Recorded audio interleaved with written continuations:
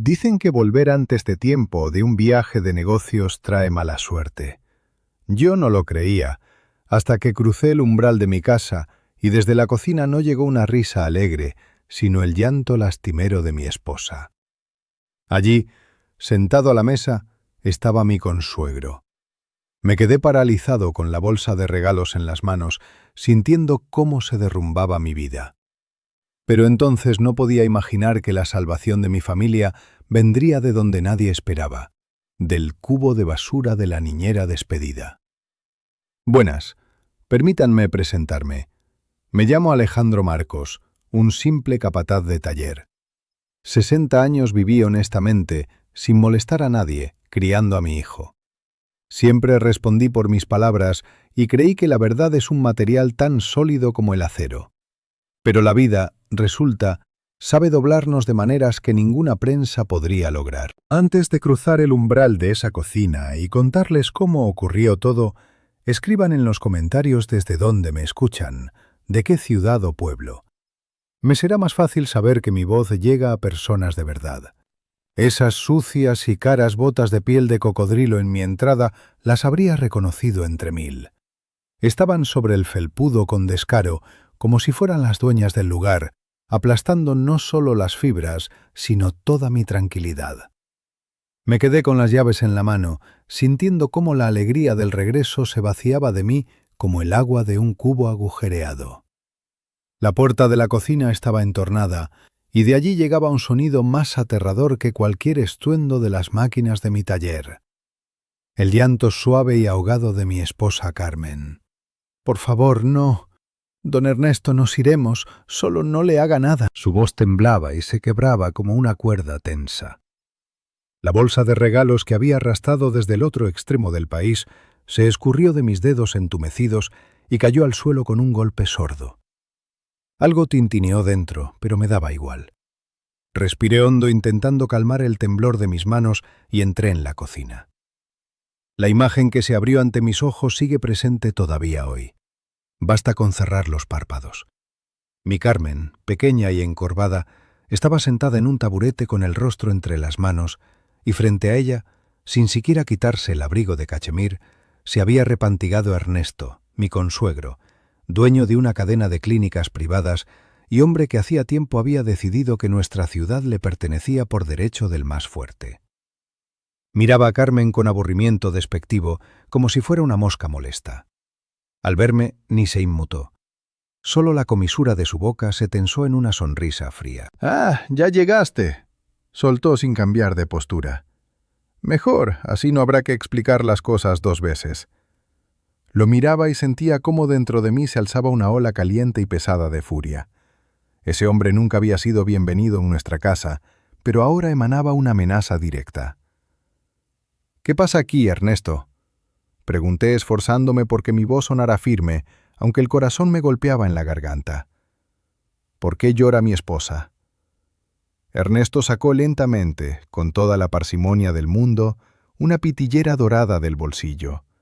Golpeó el cigarrillo contra la tapa, manteniendo la pausa como si fuéramos actores en su teatro de segunda.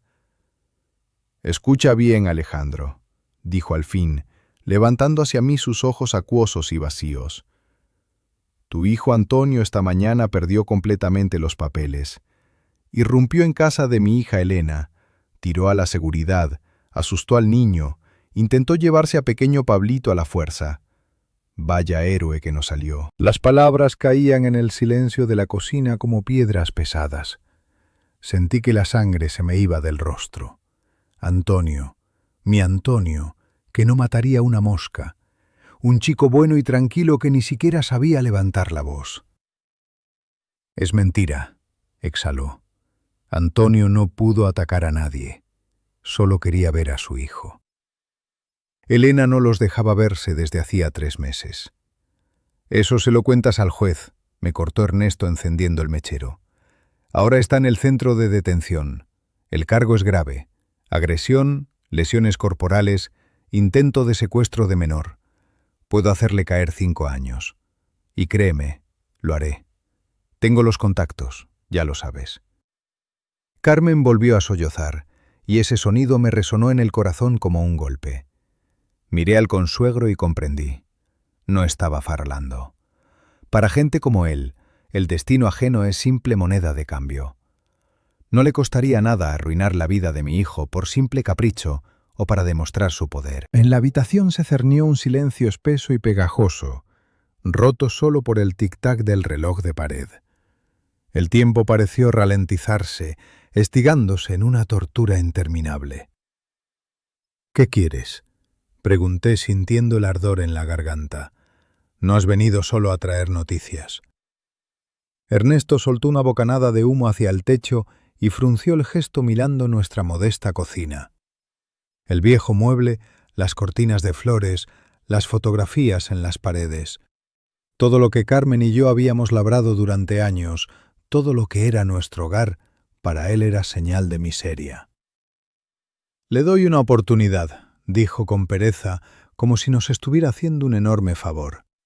«Pero las condiciones son duras. Venden este piso, compran algún cuchitril en la provincia a unos 100 kilómetros de aquí y os empadronáis todos fuera, tú, tu esposa y Antonio». Me tambaleé, aferrándome con la mano al respaldo de la silla. ¿Vender el piso? Nuestro hogar, donde creció Antonio, donde cada clavo fue puesto por mis manos, marcharse a 100 kilómetros a ninguna parte. «Estás loco», susurré. «Esta es nuestra casa. Llevamos aquí 30 años». «Me importa una higa», replicó Ernesto, y en su voz apareció el acero. «Desaparecéis de nuestra vida para siempre. No quiero que a mi nieto lo críen unos muertos de hambre. No quiero que tu hijo fracasado estorbe a mi hija. Elena tiene un gran futuro, y vosotros no encajáis en él». Se levantó, inclinándose sobre la mesa, y su rostro quedó muy cerca del mío. Vi los poros dilatados en su nariz, vi la crueldad en su mirada. «Tienen una semana, Alejandro, 7 días. Si al cabo de una semana seguís aquí, Antonio va a la cárcel. La condena será efectiva. Allí le enseñarán la vida rápido, si es que aquí no la ha aprendido». Se giró y se dirigió a la salida, pisando fuerte con sus botas de cocodrilo. Me quedé sin fuerzas para moverme, como si me hubieran golpeado con un mazo. La puerta de entrada se cerró de un portazo y el piso volvió al silencio. Solo Carmen seguía llorando, tapándose el rostro con el paño de cocina. Me acerqué a la ventana. Afuera era un día gris corriente. La gente iba y venía apresurada. Los coches pitaban en el atasco. El mundo seguía su marcha sin notar que nuestra vida acababa de terminar. Por dentro todo hervía de injusticia, de una rabia impotente. ¿Cómo era posible? ¿Cómo podía una sola persona venir así y tachar el destino de toda una familia solo porque tenía más dinero? Pero el pensamiento más aterrador era el de Antonio. Mi chico estaba ahora en una celda entre delincuentes, asustado y golpeado. Sabía que Ernesto no bromeaba. Lo encerraría de verdad si no obedecíamos. «Ale», llamó Carmen en voz baja, «¿qué hacemos?». Me giré hacia ella. Tenía los ojos enrojecidos de lágrimas. En ellos chapoteaba un miedo animal por su hijo. Me acerqué y la abracé por los hombros, sintiendo cómo temblaba con todo el cuerpo. «Prepárate, Carmen», dije con voz apagada, y mi propia voz me sonó ajena. «Voy al centro de detención. Necesito ver a mi hijo, y luego decidiremos». En ese momento, aún no sabía que aquello era solo el comienzo del infierno. No sabía lo que nos esperaba durante esa semana. Pensé que ya no podía ir a peor, pero la vida nos tenía reservadas pruebas que ni siquiera podía imaginar. Y la revelación más terrible aún estaba por llegar. Una revelación que cambiaría por completo mi comprensión de hasta dónde son capaces de llegar las personas por dinero y comodidad. El trayecto hasta el centro de detención se me quedó grabado como un sueño espeso y turbio en el que las piernas se vuelven de plomo y el aire se espesa como algodón. Los pasillos grises me recibieron con olor a lejía y a miedo impregnado en las paredes, un olor que no se airean ni con corrientes ni con el tiempo. Caminaba detrás del funcionario mirando su espalda ancha y solo le pedí a Dios una cosa, que mi hijo estuviera vivo y entero. Cuando introdujeron a Antonio en la sala de visitas, algo se rompió dentro de mí con un tenue sonido lastimero.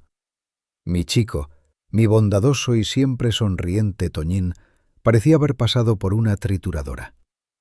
Bajo el ojo izquierdo se extendía un enorme moratón negro, el labio estaba partido y se movía con esa rigidez cautelosa que habla sin lugar a dudas de costillas fracturadas o golpeadas. Se sentó frente a mí intentando no hacer muecas de dolor y levantó hacia mí unos ojos llenos de una tristeza indescriptible. «Papá», dijo en voz baja, y su voz sonaba ronca. «Papá, yo no les golpeé, te lo juro». Apoyé la palma en el frío cristal que nos separaba, sintiendo una impotencia de la que querías gritar. «Cuéntame, hijo», le pedí intentando que mi voz sonara tranquila para sostenerle de algún modo. «¿Cómo fue todo de verdad?» Antonio tomó un aire entrecortado, haciendo una mueca de dolor. «Fui a felicitar a Pablito.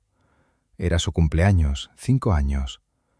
Le compré ese coche teledirigido con el que soñaba. Sabía que Elena no me dejaría pasar, pero esperaba entregar el regalo a través de la verja o a la seguridad. Pero en cuanto me acerqué a la entrada, ella misma salió corriendo. Empezó a gritar. «Papá», gritaba como si la estuviera matando. «¡Ayuda! ¡Lleva un cuchillo! ¡Va a robar al niño!». Se calló, tragando un nudo en la garganta, y vi cómo le temblaban las manos de un músico, no de un matón. No me dio tiempo ni a decir una palabra. Llegaron esos energúmenos, la seguridad del consuegro, me agarraron, me tiraron boca abajo al asfalto. Uno me apretaba la rodilla en la espalda y no podía respirar. Y Elena estaba al lado grabándolo todo con el teléfono, repitiendo: «Ahora sí que entras». Papá, fue una trampa. Estaban esperándome. Sabían que vendría. Le escuchaba y un frío de comprensión penetraba hasta el alma. Aquello no fue una riña accidental. Fue una operación planeada para destruir a mi hijo. Ernesto y su hija habían montado ese espectáculo al milímetro para tener un pretexto legal y librarse del padre incómodo. «Van a quitarme a Pablito, papá», lloró de pronto Antonio sin avergonzarse de sus lágrimas. Y esas lágrimas masculinas, escasas, eran más aterradoras que el llanto de una mujer. «No lo volveré a ver. Elena decía que se lo llevaría, que yo no soy nadie para él». «Te sacaremos de aquí», dije con firmeza, aunque yo mismo no creía mis palabras. «Buscaremos un abogado». Antonio levantó hacia mí una mirada sin esperanza. «Aquí todo está comprado, papá». El instructor me dijo directamente: «Firmas la confesión y te cae condicional. Si te empeñas, vas por secuestro frustrado en toda regla. Tienen informes, testigos, no probaremos nada». Al salir del centro de detención me sentía un anciano. La ciudad rugía a mi alrededor, vivía su agitada vida, pero para mí los colores se habían apagado. Entendía que Antonio tenía razón. Podíamos golpearnos la cabeza contra la pared, escribir quejas, buscar justicia, pero mientras lo hacíamos, mi hijo se pudriría en la celda y su salud quedaría definitivamente arruinada. No teníamos ni el dinero de Ernesto, ni sus contactos, ni su cinismo despiadado. Solo teníamos nuestro honor, pero en este mundo parecía no valer nada. Al volver a casa encontré a Carmen sentada en la oscuridad de la cocina. No había encendido la luz, como si intentara esconderse de la realidad. «Vendemos el piso, Carmen», dije desde el umbral sin darme tiempo para dudar. «Si no, le meten a la cárcel». Los 5 días siguientes se convirtieron en una pesadilla pegajosa e interminable, en la que los días se fundían con las noches. Pusimos nuestra acogedora vivienda de 3 habitaciones, en la que habíamos vivido 30 años, en venta urgente. El agente de Ernesto, un joven escurridizo de mirada huidiza, apareció en el umbral a la mañana siguiente. Recorrió nuestras habitaciones frunciendo el gesto con desdén, señalando el viejo papel pintado y el parqué que yo había lijado con mis propias manos, rebajando el precio sin piedad, como si vendiéramos leña podrida y no una vivienda. «El mercado está parado ahora», mentía sin ruborizarse, mirándome a los ojos. «Por lo que ustedes piden, estarán vendiendo 1 año. Y tienen tiempo, tengo entendido, lo tienen justo». Aceptábamos. Asentíamos con la cabeza, firmábamos papeles, sintiéndonos rehenes en nuestra propia casa. Cada llamada al timbre hacía que Carmen se estremeciera. Los compradores venían uno tras otro, personas ajenas e indiferentes que paseaban por nuestra vida con el calzado sucio, debatiendo dónde tirarían abajo las paredes y a dónde irían a parar nuestros muebles. Nos miraban como un inconveniente molesto que había que desalojar cuanto antes. Y luego comenzó lo más terrible, el embalaje. ¿Saben cuánto pesa la vida de una persona empaquetada en cajas de cartón? Pesa toneladas de dolor. Descolgaba del suelo los libros, mi orgullo, la biblioteca de literatura universal que había reunido con vales de papel viejo en los años 80. Cada libro era un recuerdo. Este lo leía Carmen en voz alta cuando estaba embarazada de Antonio. Aquel se lo regalé a mi padre por su cumpleaños. Ahora volaban a las cajas, convirtiéndose en simple peso. Carmen embalaba en silencio, con los ojos secos e inflamados, la vajilla.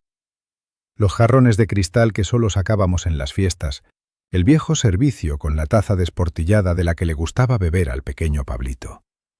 Cada objeto gritaba que allí había habido una familia, había habido felicidad. Y ahora debíamos destruir esa felicidad con nuestras propias manos y arrojarla al vertedero de la historia. Pero lo más duro fue en el cuarto infantil, la habitación donde creció Antonio y donde a menudo dormía el nieto. Me acerqué al quicio de la puerta en el que durante años habíamos marcado las muescas midiendo primero al hijo y luego al nieto. Toñín, 5 años. Pablito, 3 años. Esas rayitas de lápiz barnizadas valían más que cualquier reforma. Pasé la mano por ellas sintiendo la aspereza de la madera y comprendí que no podía llevarme ese quicio. Ese recuerdo quedaría aquí para personas ajenas que lo pintarían en la primera reforma. En esos momentos uno se pregunta involuntariamente, ¿dónde está el límite en el que la resignación se convierte en traición a uno mismo? Salvábamos al hijo, sí, pero no estábamos matando algo importante en nosotros, algo que nos permitía llamarnos personas. Huíamos con el rabo entre las piernas ante la insolencia y la fuerza, dejando el campo a los saqueadores. Al 6.º día se encontró comprador. La operación estaba prevista para el día siguiente. El piso estaba semivacío, atestado de cajas y bultos, parecido a una estación durante la evacuación. El eco recorría las habitaciones rebotando en las paredes desnudas. Esa misma tarde, Ernesto cumplió su parte del trato. Soltaron a Antonio bajo fianza de comparecencia. Era su gesto de buena voluntad, una demostración más de poder. El hijo volvió a casa aún más abatido que en la celda. Entró en su habitación, se sentó en la única silla que quedaba y se quedó mirando a un punto fijo. Estaba quebrado no por la cárcel, sino porque había sido la causa de nuestro hundimiento. «Perdonadme», susurraba balanceándose de un lado a otro. «Papá, mamá, perdonadme. Por mi culpa lo habéis perdido todo». Le miraba y sentía cómo el corazón se me apretaba de una lástima y un amor insoportables. Pero al mismo tiempo en mí crecía y se afianzaba otra cosa, una resolución fría y furiosa. Habíamos perdido el piso, habíamos perdido la tranquilidad, pero no podía permitir que nos arrebataran el último derecho de despedirnos del nieto. El pensamiento de que nos iríamos al 5.º pino sin volver a ver al pequeño Pablito me quemaba como hierro al rojo. Recordé su risa, sus manitas cálidas, cómo corría hacia mí gritando «¡Abuelo!». ¿Era posible que todo aquello terminara? ¿Permitiría que Ernesto y su hija borraran nuestra presencia de la memoria del niño como un archivo inservible? «Voy a ir a verle», dije en voz alta mirando las cajas selladas con cinta. Carmen levantó la cabeza del baúl asustada. «Ale, ¿qué dices? A casa del consuegro no se puede, hay seguridad. Llamarán a la policía, te meterán junto a Antonio».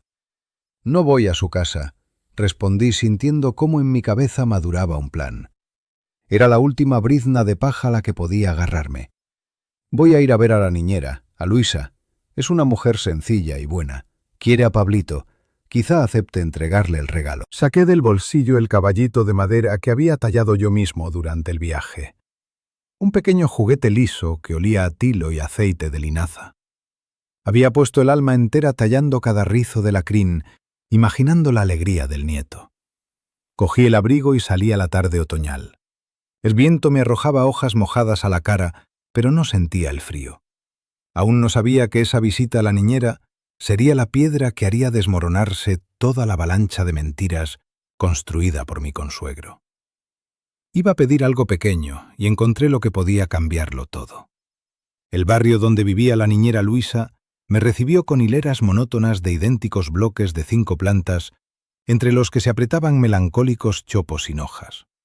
Erré largo rato entre los edificios, escrutando los números descascarillados de los portales, hasta que por fin encontré la puerta correcta, forrada de viejo cuero sintético con cabezas de clavos asomando. Mientras subía al tercer piso, mi corazón latía no de fatiga sino de nervios.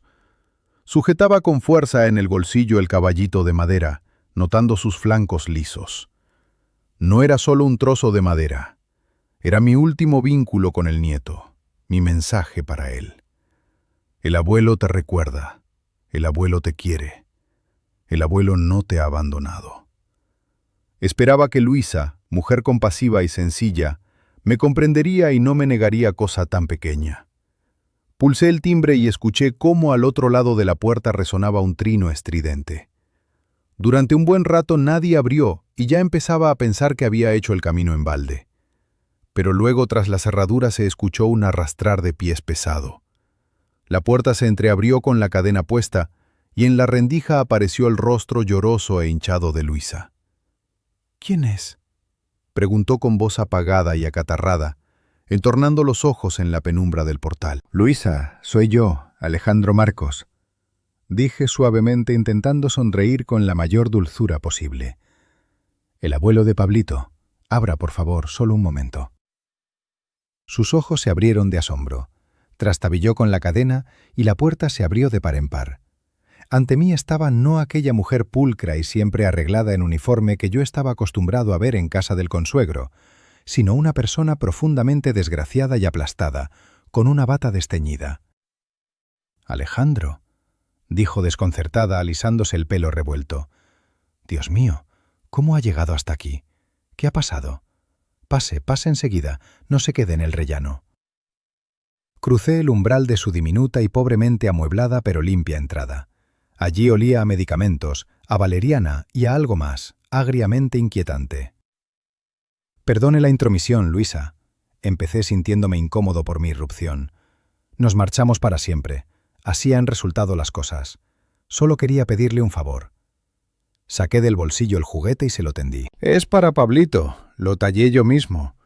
Seguramente ya no nos veremos con él. No nos dejan acercarnos. Entrégueselo, por favor, cuando pueda. Dígale que es del abuelo Ale. Usted está con él cada día. ¿Podrá?». Me callé porque Luisa de pronto se tapó el rostro con las manos y lloró amargamente. Sus hombros temblaban, y ese llanto era tan desconsolado que me quedé completamente desconcertado. «Luisa, ¿qué pasa?». Me acerqué a ella sin saber cómo consolarla. «¿Le he ofendido en algo?». «No lo entregaré, Alejandro», dijo entre lágrimas, enjugándose el rostro con el borde de la manga. «Ya no le entregaré nada. Me echaron. Anteayer me echaron como a una perra sarnosa». Me quedé paralizado sin dar crédito a mis oídos. Luisa llevaba 3 años trabajando allí. Pablito la adoraba. Era la única persona en aquella casa fría y rica que se ocupaba de verdad del niño, mientras Elena corría de salón en salón y Ernesto hacía negocios. «¿Cómo que la echaron?», pregunté. «¿Por qué?». «Por nada». Luisa hizo un gesto con la mano invitándome a pasar a la cocina. «Entre, le pongo un té. No tengo fuerzas para estar de pie». Nos sentamos a la pequeña mesa de cocina cubierta con un hule. Luisa, con manos temblorosas, me sirvió agua caliente y acercó una cestita con galletas baratas. «Elena llegó por la mañana», empezó a contar mirando la taza. «Furiosa como una furia. Dijo: recoge tus cosas y que en 1 hora no quede rastro tuyo. Ya no te necesitamos». Ni siquiera me atreví a pedir la liquidación. Tenía una mirada muy mala, como si no despidiera a una niñera sino eliminara a una testigo. «Extraño», murmuré sintiendo que dentro de mí se despertaba un mal presentimiento. ¿Para qué despedir a la niñera justo ahora? Ernesto está ocupado, Elena siempre fuera.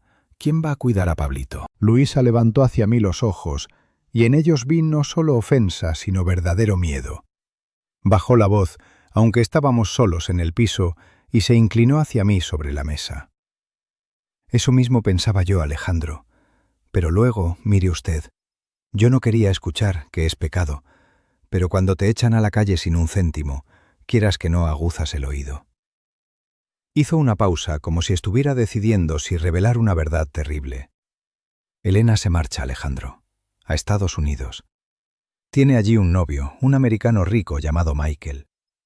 Lleva medio año escribiéndose con él, voló 2 veces a verle, le decía al padre que iba a un balneario. Bueno, eso es cosa suya.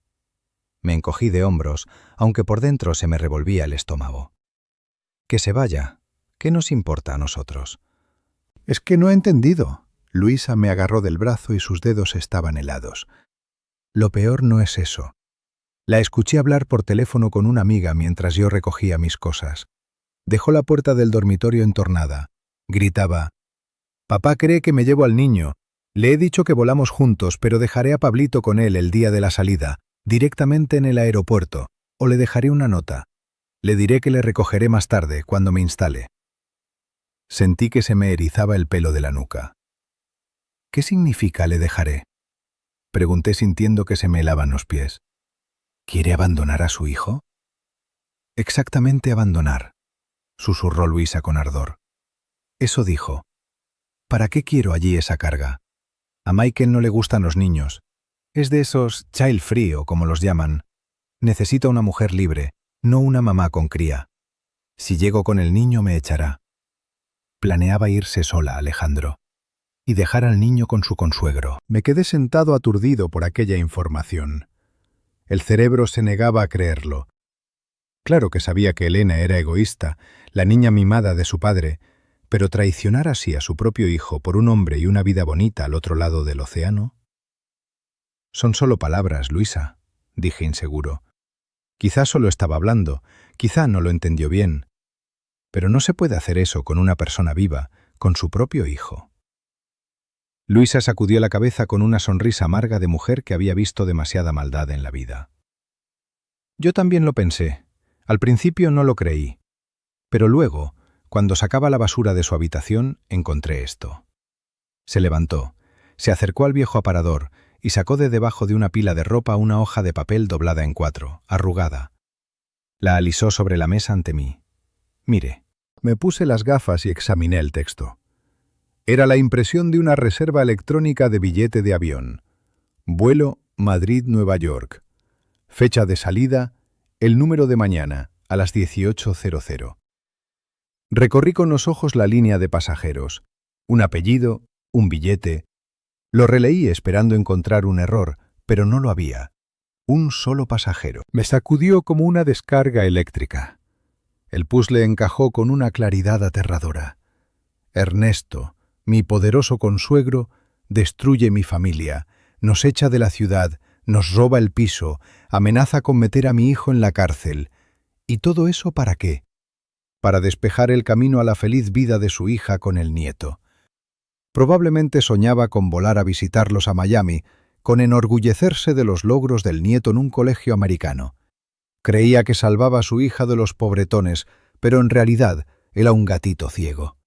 Su propia hija, a la que había mimado y consentido, le utilizaba cínicamente.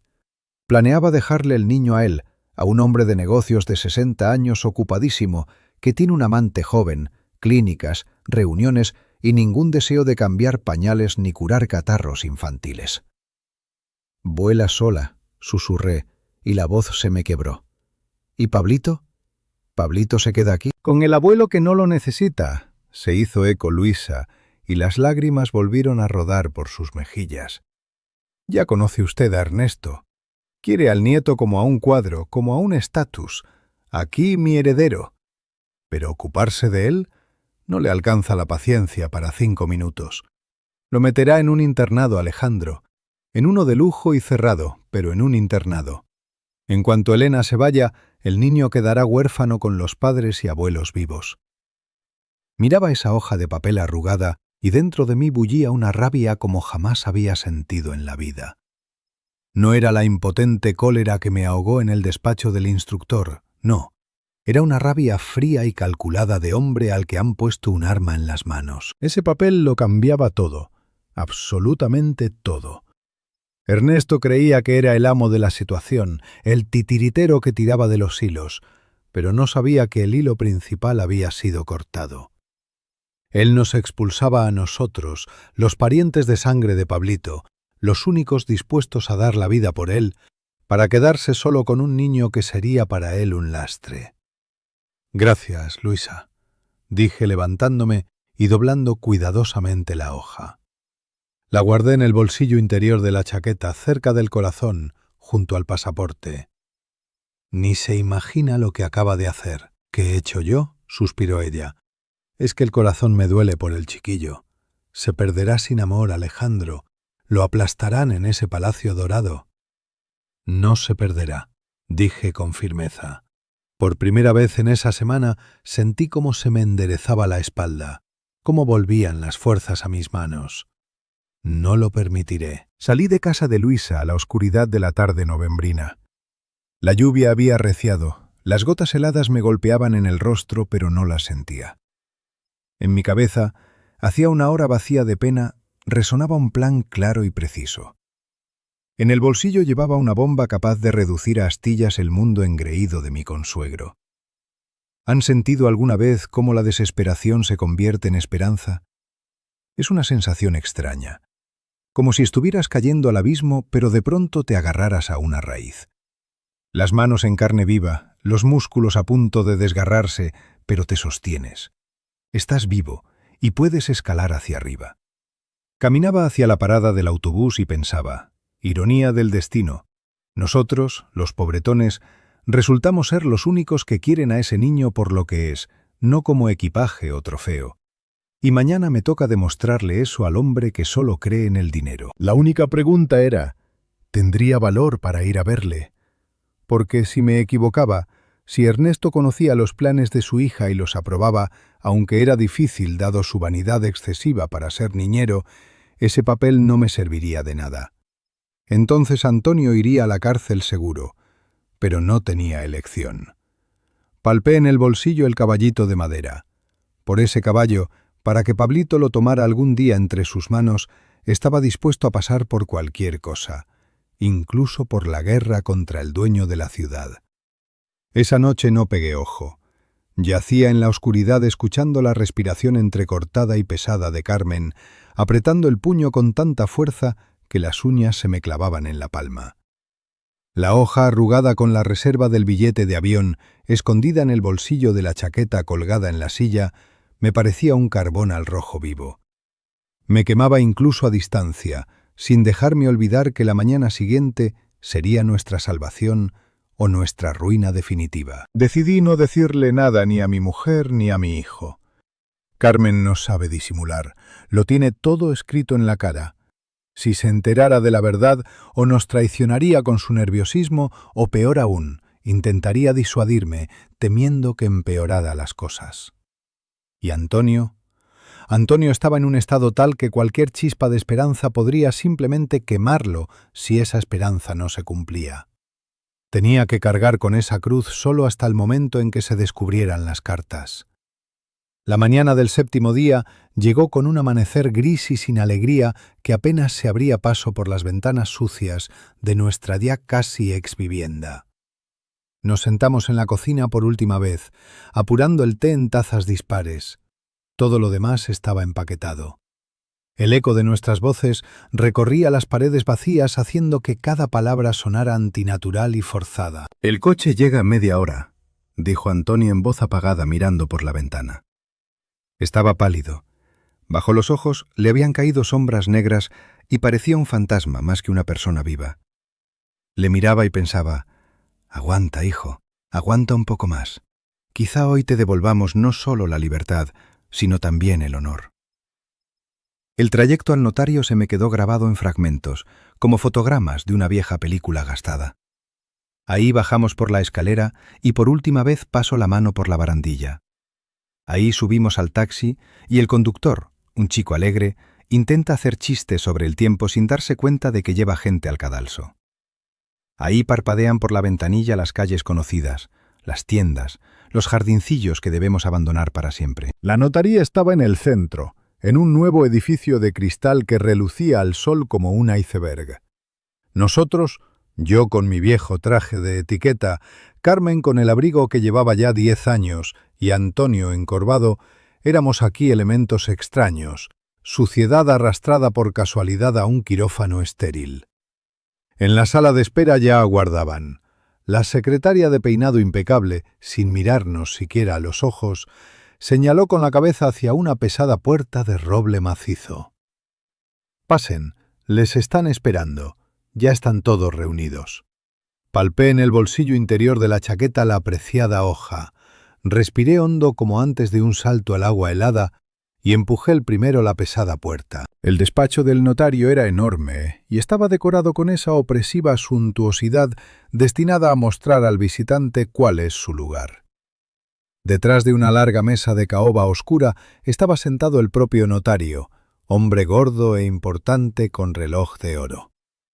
A su derecha, repantigado en un sillón, estaba Ernesto. Mi consuegro irradiaba triunfo casi físico. Estaba afeitado, olía a colonia y parecía un depredador que por fin ha acorralado a su presa y disfruta del momento antes del último mordisco. A su lado trajinaba el agente inmobiliario desplegando carpetas con documentos. Y un poco apartada, junto a la ventana, estaba Elena, y ahí mi corazón dio un vuelco. Si Ernesto irradiaba calma y poder, su hija parecía una cuerda tensa. Nerviosa, tiraba del correa de su bolso de Louis Vuitton, miraba constantemente el reloj de la pared y a cada momento sacaba el teléfono para revisar los mensajes. Estaba pálida y ni siquiera el grueso maquillaje podía ocultar las manchas rojas en el cuello que siempre le salían con la fuerte agitación. Tenía prisa. Tenía miedo de no llegar a tiempo. Luisa tenía razón. «Por fin», pronunció Ernesto en voz alta sin ni siquiera saludar. «Pensé que habían decidido escapar, aunque no tienen a dónde, salvo a bailar a mi son». Señaló con la mano las sillas libres frente a él. «Siéntense, no perdamos el tiempo. Para mí, a diferencia de ustedes, cada minuto vale dinero». Nos sentamos.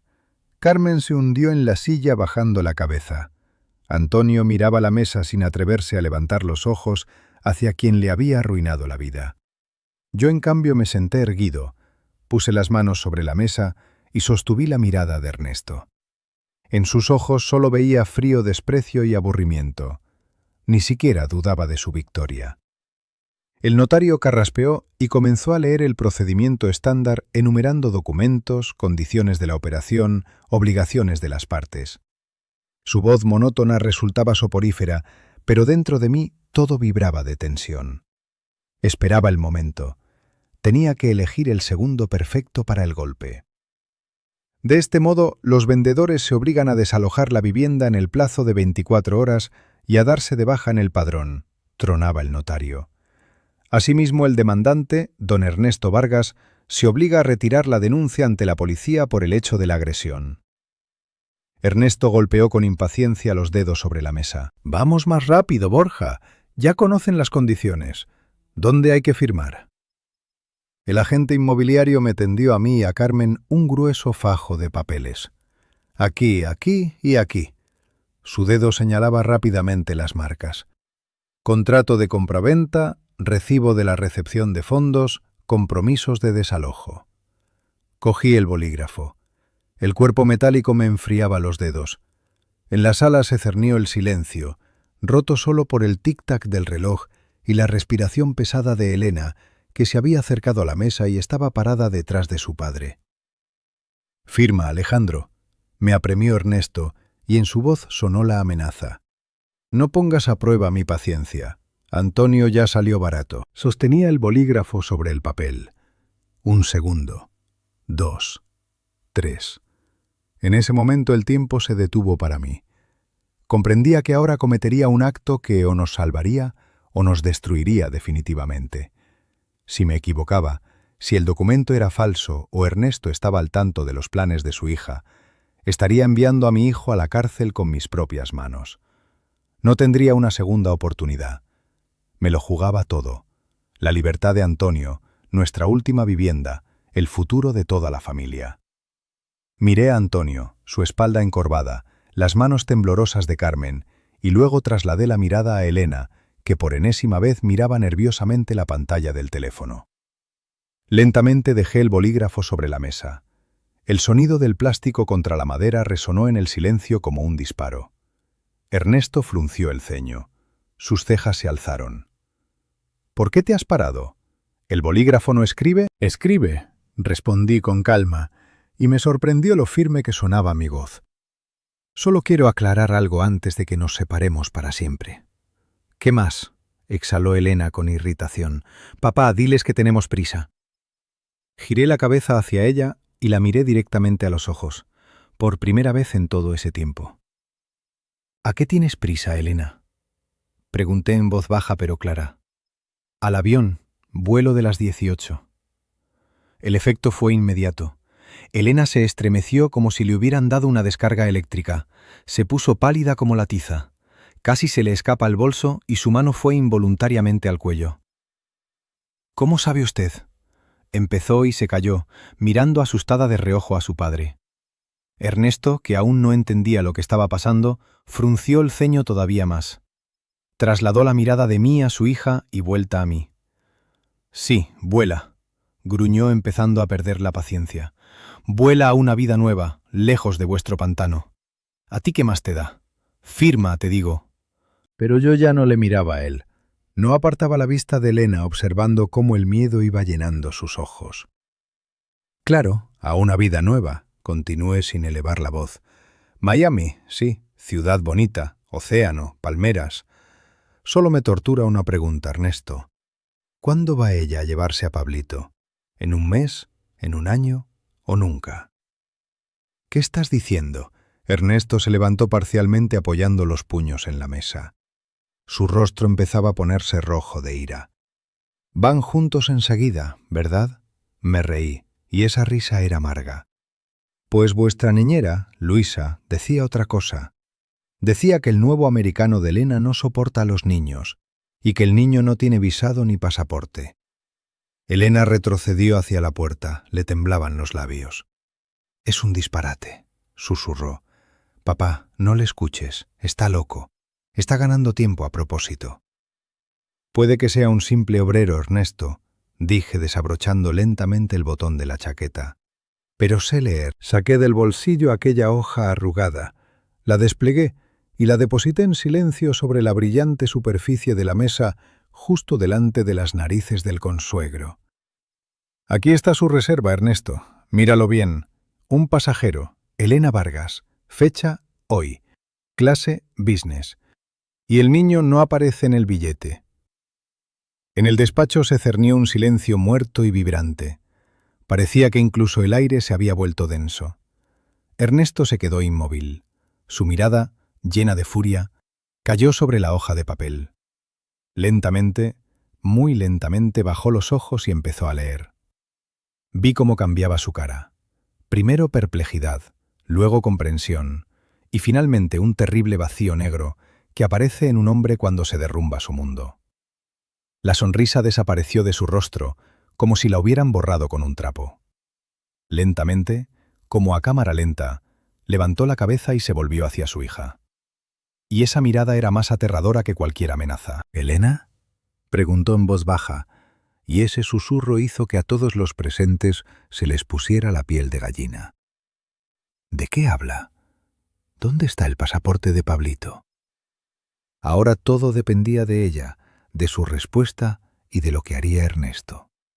El hombre acostumbrado a que todos le obedezcan, pero que acaba de ser traicionado por su propia carne y sangre.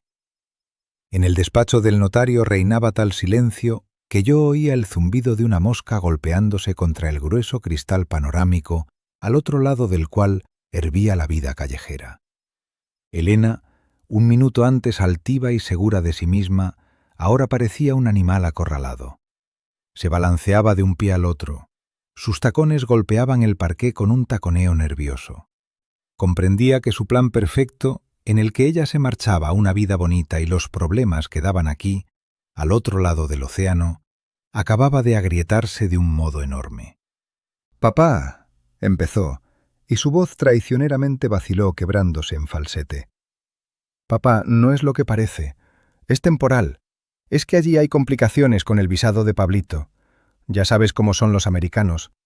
Tienen burocracia, papeles, entrevistas. No me dio tiempo a tramitarlo y el billete se perdía». Ernesto la miró lentamente. En esa mirada no había amor paternal ni la condescendencia habitual. Había un frío glacial que hizo que incluso a mí, un extraño, me diera escalofríos. «¿Complicaciones con el visado?», repitió en voz baja. Y ese tono suave era más aterrador que cualquier grito. «¿Y por qué me entero de esas complicaciones por mi enemigo 5 minutos antes de firmar los documentos? ¿Por qué ayer me mentiste mirándome a los ojos y diciéndome que Pablito volaba contigo?». Elena empezó a retroceder hacia la puerta, como si esperara desaparecer, disolverse en el aire. «No quería preocuparte», balbució tragando las palabras. «Pensaba que volaría, me instalaría, encontraría un abogado y en 1 o 2 meses lo recogería. Papito, ¿y qué más da?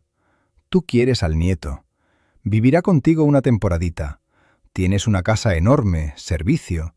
¿Tanto te cuesta?». La escuchaba parlotear y sentía que dentro de mí no hervía rabia, sino asco. Estaba regateando con su propio hijo como con una cosa inservible, intentando endosar la responsabilidad a quien fuera con tal de no estropear la imagen de su dulce vida. Comprendí que había llegado el momento de rematar esa mentira. No tenía derecho a parar, por Antonio, por Pablito, por todos nosotros. «Miente, Ernesto», dije mirándole fijamente a los ojos. «No habrá ningún en 1 mes». La niñera también escuchó su conversación. Su nuevo marido, ese Michael, no soporta a los niños. Él ponía como condición que llegara sola. Ella abandona a Pablito contigo para siempre. Ernesto se sacudió como de una bofetada. «Cállate», gritó hacia mí, pero en su voz ya no había la seguridad de antes. Se volvió hacia su hija y su rostro se contrajo en una mueca de dolor y furia. «Elena, responde, ¿es verdad? ¿Cambiaste a tu hijo por un hombre?». Elena sollozó, y el rímel le corrió por las mejillas en arroyos negros, convirtiéndole el rostro en una máscara de payaso. «Él no es un hombre, papá», de pronto chilló pasando a la contraofensiva. «Michael es mi oportunidad de vivir bien, no de pudrirme en esta ciudad. Sí, no quiere hijos ajenos. ¿Y qué hago yo? ¿Resignarme? Soy joven, quiero vivir. Y Pablito, no te es ajeno. Eres rico, puedes. Contratas a otra niñera, lo metes en un colegio de élite. ¿Qué te cuesta una niñera más o menos?». Esas palabras quedaron suspendidas en el aire, pesadas y sucias. Acababa de confesarlo. Acababa de confirmar todo lo que me contó Luisa. Vi cómo la cara de Ernesto se volvía carmesí, cómo la sangre le subía a la cabeza. Él, el dueño de clínicas y empresas, el hombre que resolvía asuntos con una llamada, de pronto comprendió que le habían engañado, y lo había hecho su propia hija. Ella había usado sus recursos, su dinero, su poder para destruirnos, echarnos del piso, encarcelar a mi hijo. Y todo solo para despejarse el camino a la huida. No le amaba, no le respetaba. Le veía solo como una cartera y una guardería gratuita para su hijo. «¿Te cuesta?», resollé Ernesto levantándose lentamente de la mesa. Era aterrador en su cólera. «¿Me tomas por idiota? ¿Crees que yo de viejo necesito una guardería? Construí un negocio para vivir para mí en la jubilación, no para cambiar pañales. Decidí asestar el golpe final para destruir definitivamente sus ilusiones». «Exacto, Ernesto». Le secundé sin darle tiempo a reponerse. «Piénsalo bien. Nos echas a nosotros, al padre, al abuelo, a la abuela. Somos los únicos que querían a Pablito y estaban dispuestos a criarlo. Lo arrasas todo a tu alrededor. ¿Y para qué? ¿Para llevarle tú al médico? ¿Para quedarte con él cuando tiene fiebre? ¿Estás dispuesto a sacrificar tu comodidad, tus amantes, tus viajes? ¿O lo meterás en un internado en cuanto se cierre la portezuela del avión de Elena? Ernesto me miró. En sus ojos vi horror. El horror del egoísta que de pronto comprende que le van a colgar un yugo que no tenía intención de cargar. Necesitaba un heredero en el retrato familiar, un niño guapo en trajecito del que presumir ante los socios. No necesitaba el cuidado cotidiano de un niño de carne y hueso. El internado, susurró, y esa palabra le costó un esfuerzo. No podrás, Ernesto, le rematé. La gente no lo entenderá. Tu estatus no lo permite. Ernesto Vargas metió al nieto en un orfanato con la hija viva. Te pondrán en ridículo. Tendrás que criarlo solo porque nosotros nos iremos, como tú querías, y te quedarás con un niño de 5 años caprichoso y abandonado por su madre, que te odiará por lo que le hiciste a su padre. Ernesto trasladó la mirada a Elena. Ella estaba junto a la puerta, lamentable y despeinada, pero aún apretando en la mano su precioso billete. Y entonces le invadió la ira. Con un rugido sordo, parecido al rugido de un oso herido, Ernesto agarró de la mesa la pesada carpeta de documentos, los mismos que debíamos haber firmado, y la arrojó con todas sus fuerzas hacia su hija. ¡Fuera!, rugió de tal modo que el notario se hundió en el sillón y el agente inmobiliario soltó el bolígrafo. ¡Fuera de aquí! La carpeta golpeó la puerta junto a la cabeza de Elena. Los papeles se desperdigaron en un abanico blanco por todo el despacho. «Papá», gimió ella. «No me llames papá». Ernesto temblaba de furia. «Me utilizaste, me tendiste una trampa, me resolviste tus problemas a mi costa, decidiste cargarle al viejo». Cogió de la mesa una jarra de cristal con agua y la levantó. Elena, lanzando un grito de terror, abrió la puerta de un tirón y salió corriendo a la recepción repicando los tacones. «Que no quede rastro tuyo», le gritaba Ernesto detrás, congestionado y sin aliento. «Vete con tu americano, pero no verás un céntimo mío. Te desheredo. Todo lo doy a una fundación, a perros callejeros, pero no a ti». La puerta se cerró de golpe. En el despacho solo quedamos nosotros, el notario desconcertado y Ernesto, que respiraba agitadamente de pie entre los papeles esparcidos, apoyándose en la mesa con las manos como si temiera caer. Su triunfo se había convertido en cenizas. Su dinastía resultó ser una ficción. En ese momento, mirándole, sentí de pronto una sensación extraña. No era Schadenfreude, me daba lástima. Era rico, poderoso, terrible, pero ahora era el hombre más solo de la tierra. Tenía una hija que le había traicionado, tenía un nieto que no le necesitaba, y nos tenía a nosotros, sus enemigos, a los que había querido destruir, pero que resultaron ser más honrados que su propia familia. Ernesto se hundió lentamente en el sillón. Había envejecido 10 años en esos 5 minutos. Se desabrochó el botón del cuello de la camisa jadeando y alargó la mano hacia la jarra de agua. Pero la mano le temblaba tanto que no pudo servir ni una gota. La boca de la jarra golpeaba el vaso salpicando agua sobre la superficie pulida. Me acerqué en silencio, le cogí la jarra y llené el vaso. Se lo acerqué. Levantó hacia mí una mirada turbia. En ella no había ni gratitud ni odio, solo el vacío. «Bebe», dije simplemente. Bebió de un trago derramando la mitad sobre la barbilla y la corbata cara. Luego se limpió la boca con el dorso de la mano y se echó hacia atrás en el sillón mirando al techo. «Bueno, Alejandro», jadeó sin mirarme. «¿Contento? Tu mano ha ganado». «No necesito la victoria, Ernesto», respondí sintiendo cómo se liberaba la tensión de los últimos días. «Solo necesito a mi hijo y a mi nieto». Ernesto guardó silencio escuchando el silencio. Luego hizo un gesto cansado y despreocupado de quien está harto de todo. «Llévenselos», soltó sordamente. «Llévense todo. Al pequeño ese, Pablito, y a vuestro Antonio. Y también retirarás la denuncia». Miró los papeles dispersos por el suelo, el contrato de compraventa de nuestro piso. «Y esto quitadlo también, no se vende nada. Vivid en vuestra casucha». El notario carraspeó tímidamente. «Ernesto, ¿cómo? Ya se ha iniciado el procedimiento, se ha depositado la señal. He dicho que se acabó. Ladró Ernesto dando un puñetazo sobre la mesa, pero al instante se desinfló como una pelota pinchada. No necesito este circo. Tengo el corazón. Se llevó la mano al pecho y cerró los ojos. Miré a Carmen y a Antonio. Estaban sentados sin dar crédito a lo que oían. Carmen se tapó la boca con las palmas para no prorrumpir en sollozos. Y Antonio, por primera vez en una semana, levantó la cabeza, y en sus ojos apareció una luz con sentido. Nos habían salvado no el dinero, no los contactos, sino la simple y desnuda verdad, que resultó más poderosa que todos los millones del consuegro. La salida del rascacielos de cristal se me quedó grabada con una extraña sensación de ingravidez. Los pies pisaban el asfalto con suavidad, como si no caminara por tierra firme, sino por musgo pantanoso. Y cada paso costaba esfuerzo, pero ya no de miedo, sino del plomo de un cansancio repentino. Salimos al aire yo, Carmen y Antonio, y por primera vez en esa semana negra respiramos a pleno pulmón. El aire olía a gasolina, polvo húmedo y otoño, pero para nosotros era el olor de la libertad. Ernesto había quedado allá arriba, en su lujoso despacho, a solas con las esperanzas rotas y la jarra de agua. Antes de irse, solo había soltado una frase corta a la seguridad por teléfono.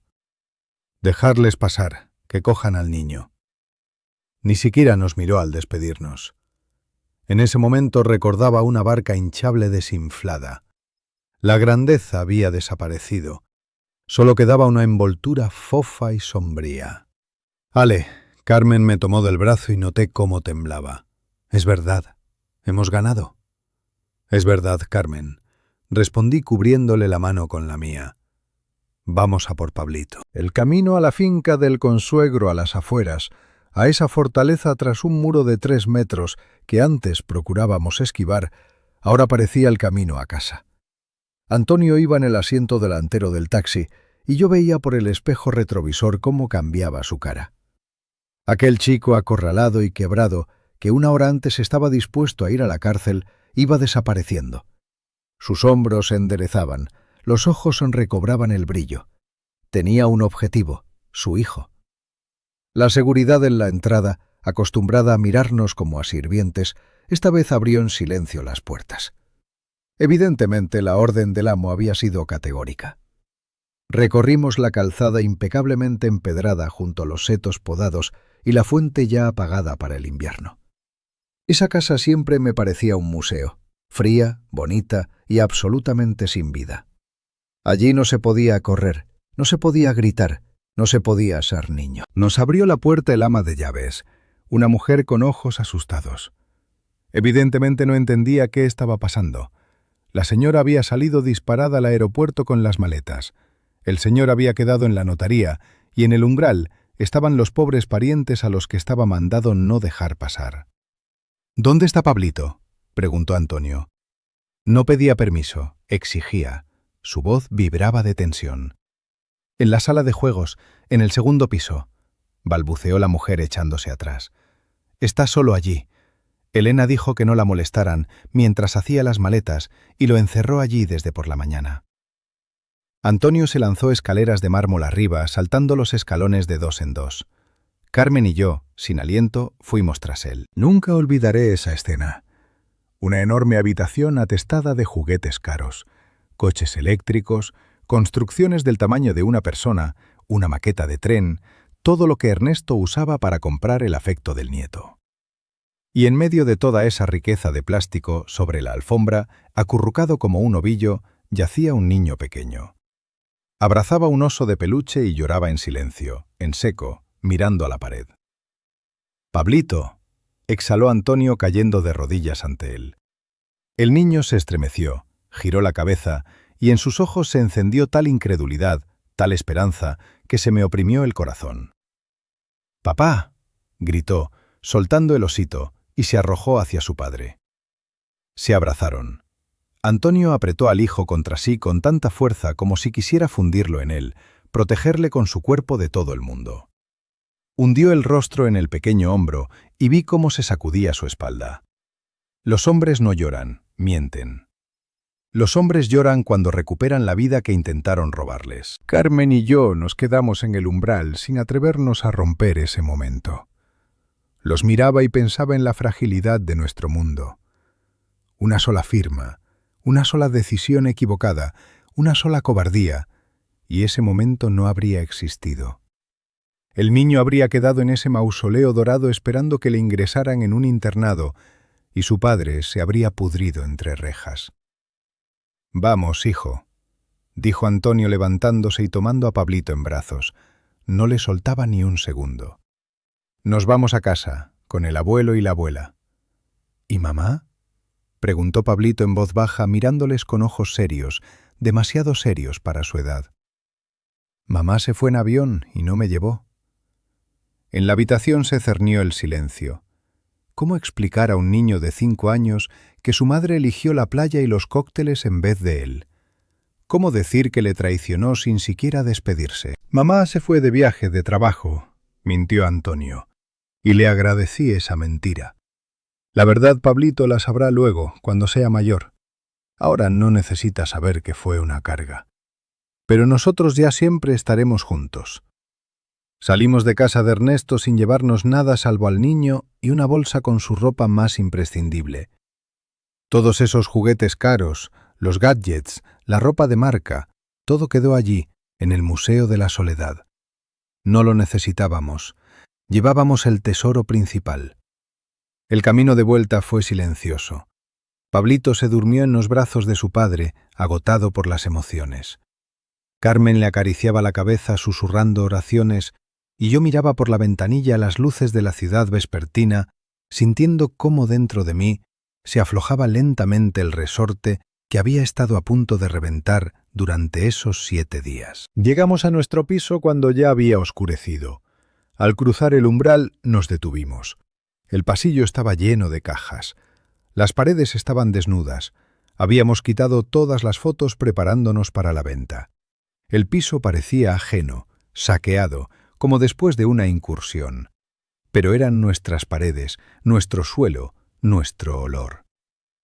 «Bueno», dije dejando en el suelo la bolsa con las cosas de Pablito, «bienvenidos a casa, ahora para siempre». Antonio llevó al hijo dormido a su habitación, lo acostó en la cama, la única que no habíamos desarmado. Carmen y yo pasamos a la cocina. Sobre la mesa seguían las tazas del té de la mañana a medio beber, como un monumento a la vida que había terminado esta mañana. Me senté en el taburete y noté que las fuerzas me abandonaban definitivamente. Las manos me empezaron a temblar ligeramente. El bajón. La adrenalina se había ido, dejando tras de sí el vacío y un zumbido en los oídos. «Ale, ¿te encuentras mal?», se alertó Carmen abalanzándose al botiquín. «Estoy bien, Carmen», agité la mano. «Es que me ha venido todo de golpe». En ese momento entró Antonio a la cocina. Cerró la puerta del cuarto del niño y se apoyó en el quicio. Parecía agotado. Los moratones de la cara eran más vivos, pero la mirada era clara. «Ha volado», dijo en voz baja. Comprobé el rastreador de vuelos. El avión despegó hace media hora. Guardamos silencio. En algún lugar allá arriba, en clase business, volaba Elena bebiendo champán y soñando con una vida nueva. Probablemente creía que había soltado el lastre. No entendía que en realidad había arrojado por la borda su salvavidas. «Dios la juzgue», dijo Carmen y se santiguó. «Lo importante es que el niño está con nosotros». «Papá, mamá». Antonio se acercó a nosotros y se sentó a la mesa. Tomó nuestras manos entre las suyas. «Gracias. Sé lo que os ha costado. Estabais dispuestos a darlo todo por mí. No lo olvidaré nunca. Y os prometo que seré un buen padre. Encontraré otro trabajo más tranquilo. Lo arreglaré todo». Le miraba y le creía. Las pruebas rompen a los débiles, pero templan a los fuertes. Antonio había pasado por el infierno, pero no se había amargado. Había conservado su humanidad. «Vamos a desempacar», dije levantándome. Estar sentado se me hacía insoportable. Necesitaba acción para acallar los últimos vestigios de angustia. «No vamos a vivir entre cajas. Esta es nuestra casa y tiene que vivir. y empezamos a desempacar las cosas. Era una actividad extraña a las 10 de la noche. Sacar los libros, colgar las cortinas de vuelta, colocar la vajilla. Lo hacíamos en silencio pero coordinados, como un mecanismo único. Cada objeto devuelto a su lugar era el símbolo de nuestra victoria. Saqué de la caja aquel caballito de madera que había llevado a casa de Luisa y lo puse en la estantería. Ya había cumplido su misión. Se había convertido en la llave que nos abrió la puerta al futuro. Pero entre esa alegría del retorno había también amargura. Sabíamos que la vida ya no sería como antes. Habíamos visto el revés de personas que considerábamos familia. Habíamos asomado al abismo de la traición. Esas heridas tardan mucho en cicatrizar. Cuando se desempacó la última caja, salí al balcón a fumar. La ciudad nocturna se extendía ante mí reluciendo con miles de luces. En algún lugar de aquellas alturas estaba sentado Ernesto, solo en su riqueza. En algún lugar del cielo volaba Elena, sola en su egoísmo. Y aquí, en un sencillo bloque de pisos, dormía un niño pequeño rodeado de amor. Y de pronto comprendí una cosa sencilla. La riqueza no son las cuentas bancarias. La riqueza es tener a quien abrazar antes de dormir y saber que no te traicionarán por un billete de business. Mañana empezará un nuevo día. Habrá juicios, habrá trámites burocráticos de tutela. Ernesto cumplirá su palabra y no pondrá trabas, pero la burocracia nadie la cancela. Será difícil. Pero serán las dificultades de personas vivas y libres. Apagué el cigarrillo y volví al piso. La luz del pasillo ardía cálida y acogedora. Del cuarto de Antonio llegaba la suave respiración de Pablito. La vida continuaba. No nos hicimos más ricos, no nos mudamos a un palacio. Pero cada mañana, en nuestro piso, empieza ahora, no con un silencio opresivo, sino con el trote de pies pequeños y el olor a sémola que Carmen prepara con tal esmero, como si no fuera desayuno, sino un rito sagrado. Ernesto cumplió su palabra, aunque lo hizo a su manera señorial de siempre. Una semana después de aquella reunión en la notaría, un coche de mensajería negro se detuvo ante nuestro portal.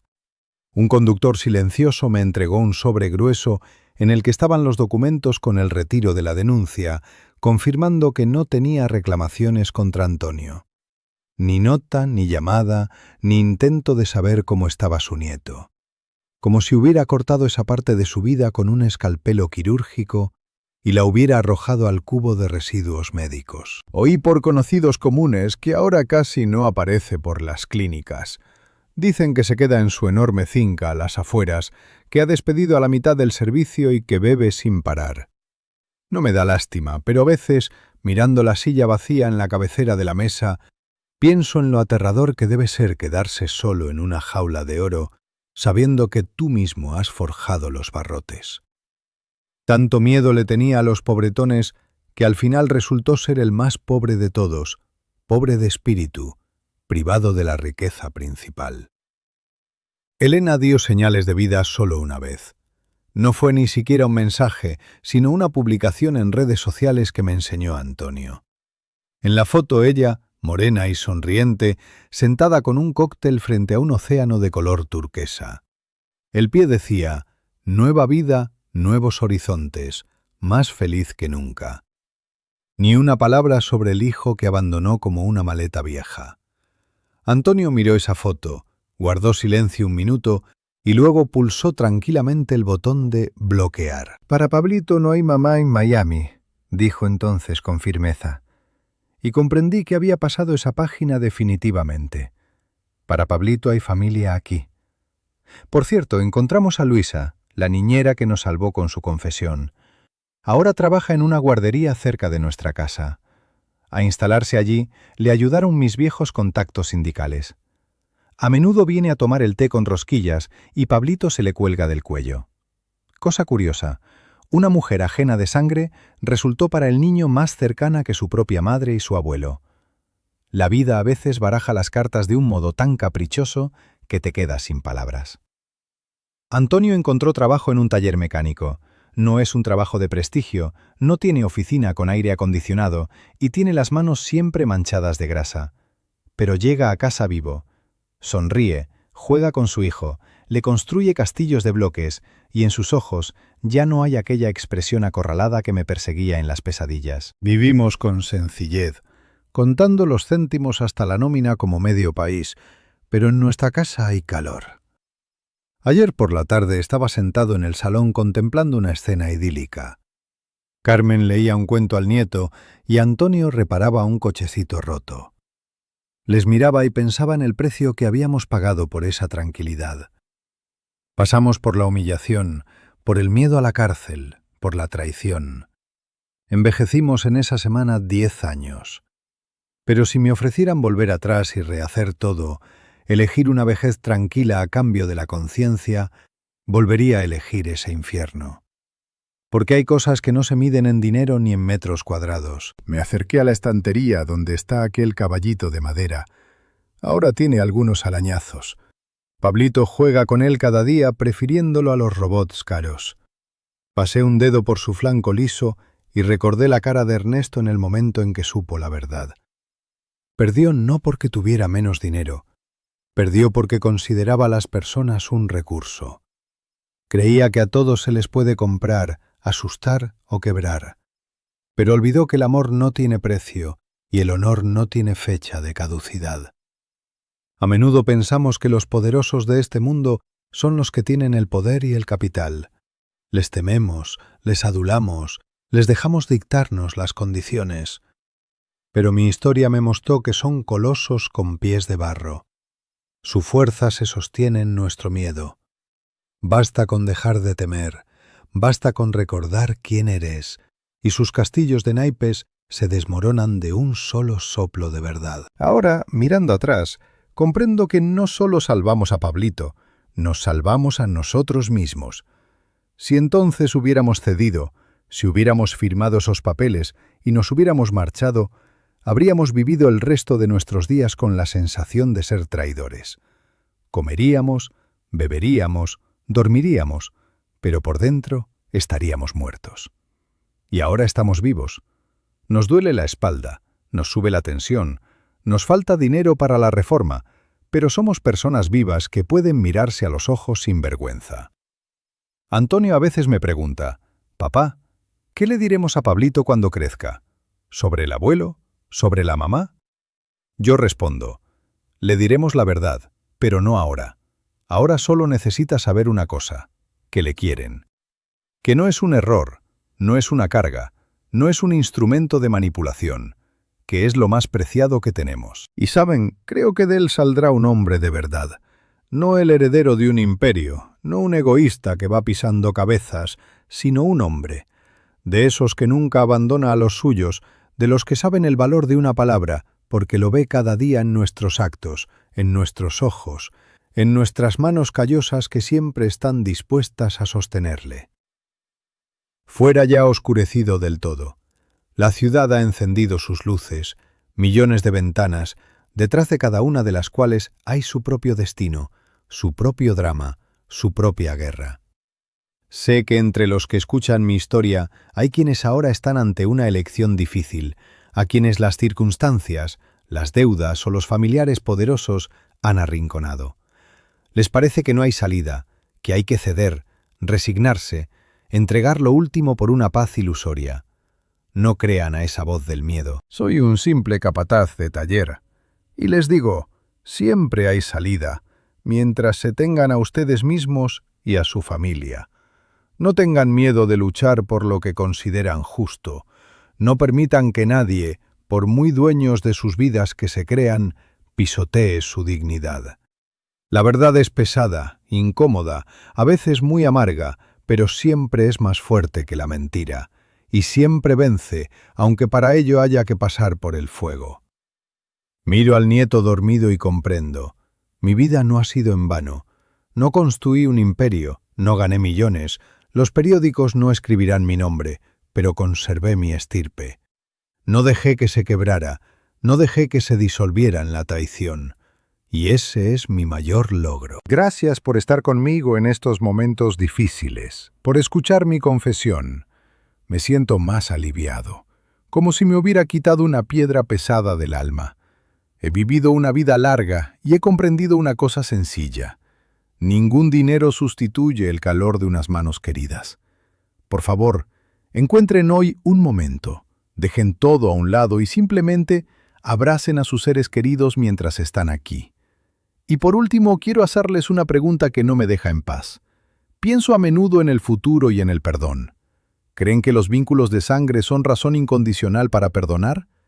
¿Debería dejar entrar a Elena si muchos años después vuelve a nosotros vieja, enferma y sin que nadie la quiera? ¿O la traición es la línea después de la cual alguien se vuelve para siempre un extraño, sea quien sea para ti?